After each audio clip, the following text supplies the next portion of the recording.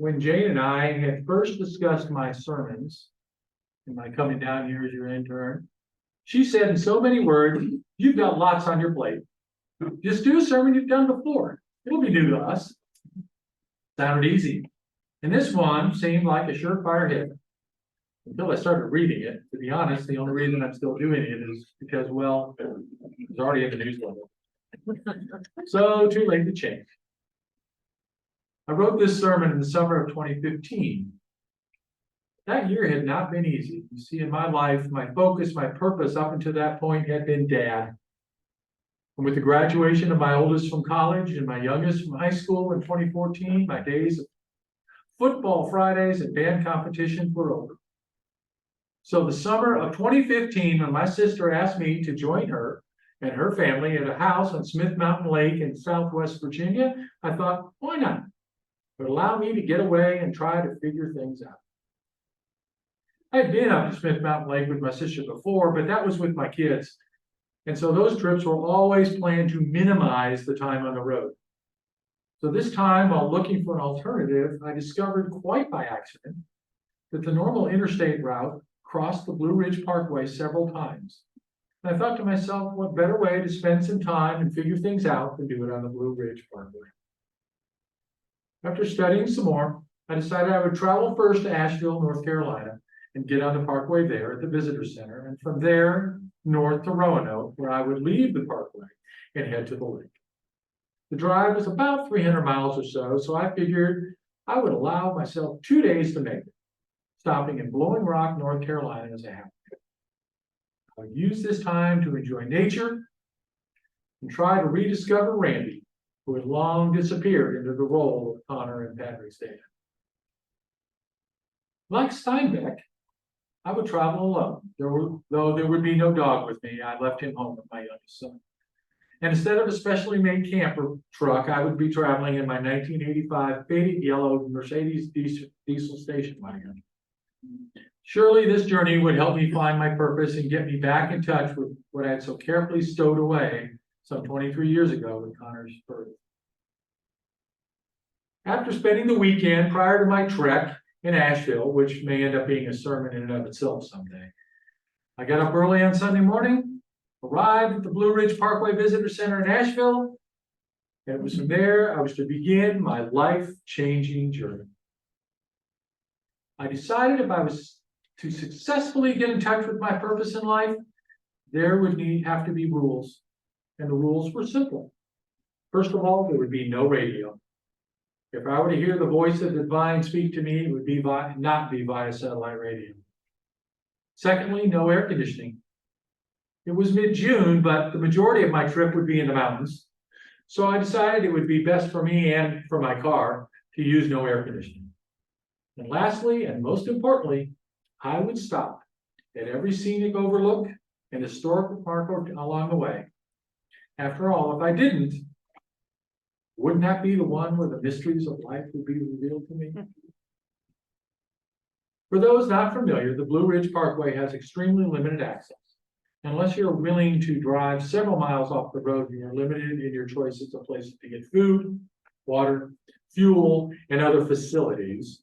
So I also just figured that stopping everywhere, I'd increase my options.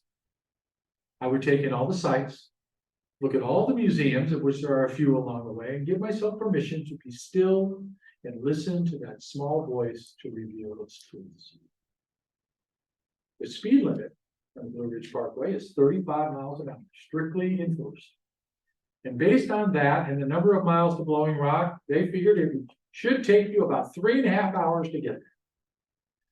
I decided I'd do it in 8 to make sure I would be fully present for what was to be the great revelation, that full embrace and great understanding of all that was and is to come.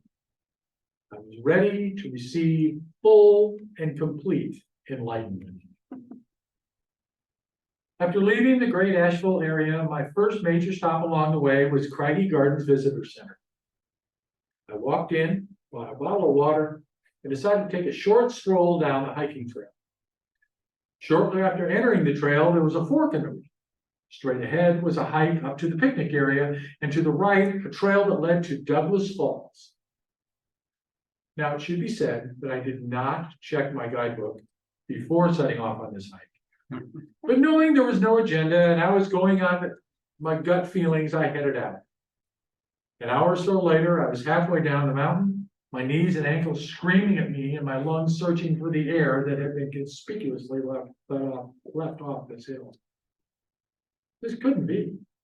I mean, wasn't this a spiritual journey? Being led by something greater than me? Why would I be led down this trail to pain? And then it got worse. The thunder started. As I turned back after never reaching the falls, I looked at my phone, which still had a pretty good charge, but had no signal. The thoughts that went through my head were not those of the ultimate meaning of my existence, but how, in fact, they would haul my body from the side of this mountain when and if they ever found it. I finally emerged back in the parking area, never having met up with the rain, limped back into the visitor center, bought another bottle of water, and got back in the car. Oh, by the way, I never found the phones.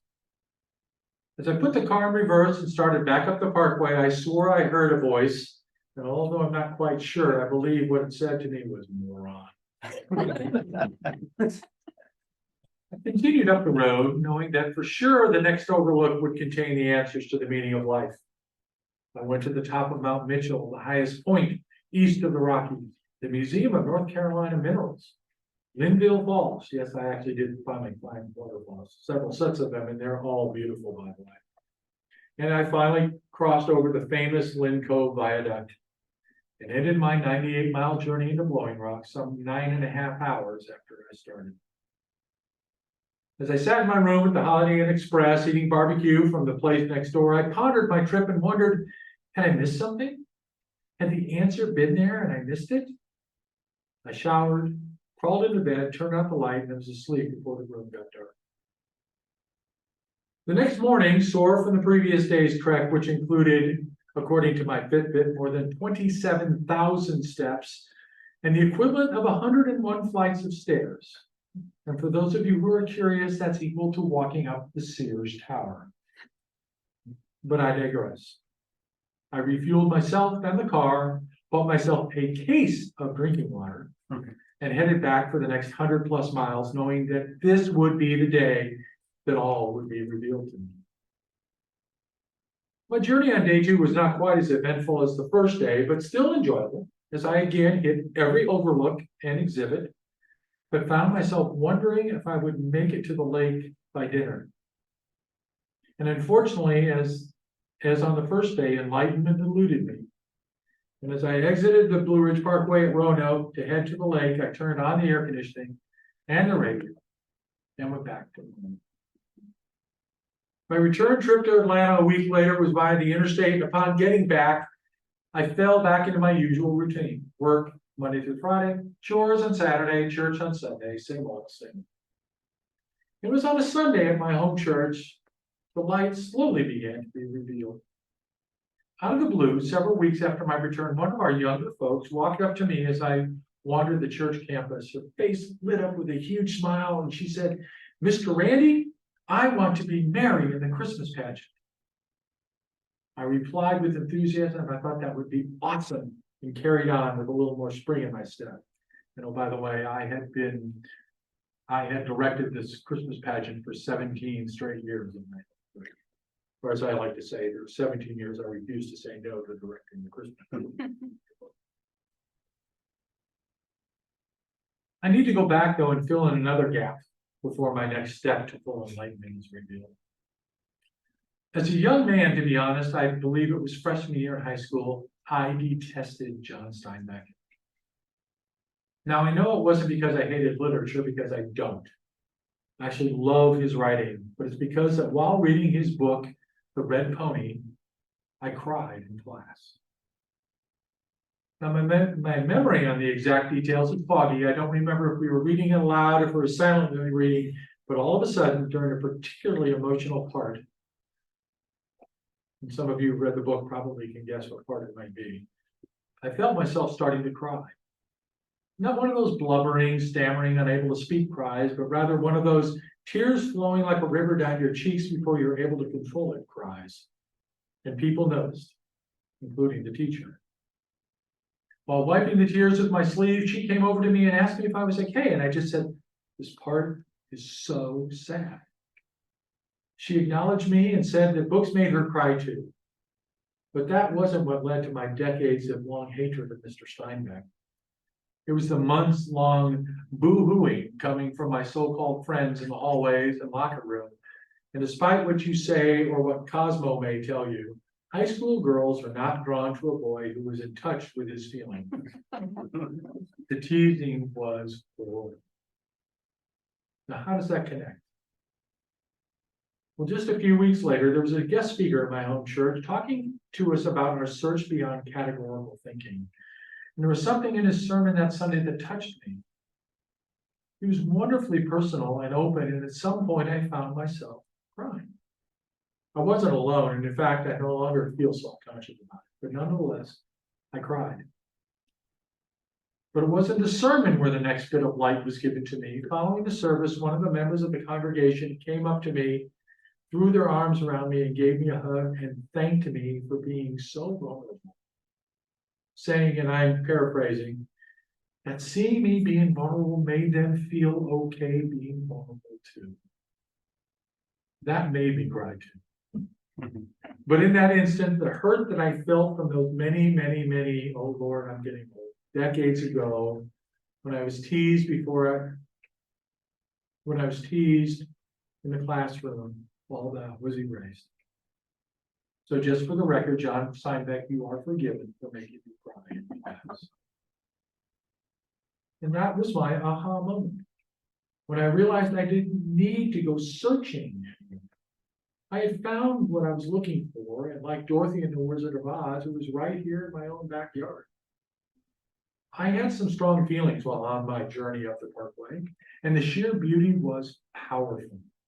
But it wasn't until I got back home I actually found what I was looking for. The place where I feel the spirit that surpasses all understanding, that true oneness with everyone and everything. It is where I experience that which is called by many names and feelings. And the wonderful thing is, we can call it by what it is to us. Nature, spirit, human connection, and for some, including me, in my own way, God. One of these days, I may travel the Parkway again. And maybe this time it'll be the whole length. And maybe this time I will stop at all the scenic overlooks and historic landmarks, or maybe I won't. Because this trip I won't be searching, because I know where to find what it is I'm searching. May it be so.